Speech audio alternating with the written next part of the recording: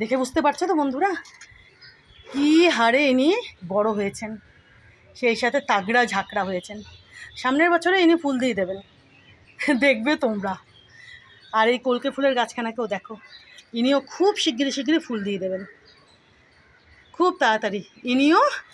আর ওই দিকে যে আরেকখানা রয়েছে কলকে ফুলের গাছ, উনিও, এনারা দুজনেই খুব তাড়াতাড়ি ফুল দেওয়া শুরু করবেন। বুঝেছো বন্ধুরা? দেখো ইনিও কত ঝাঁকড়া হচ্ছেন, দেখেছো?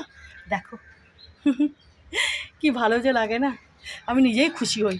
তোমরা কতটা খুশি হও না হও জানি না, কিন্তু আমার নিজেরই এত খুশি লাগে যে কি বলবো। সবারই হয় এটা, বলো ঠিক কিনা বলো?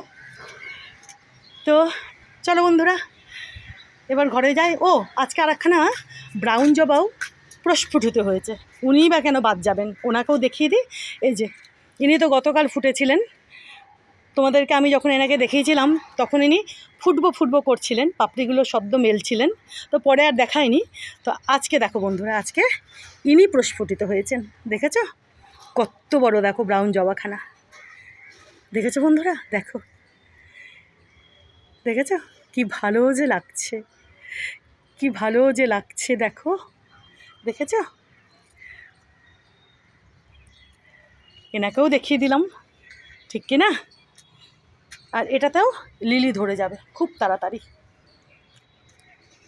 এটাতে এবার কুড়ি চলে আসবে।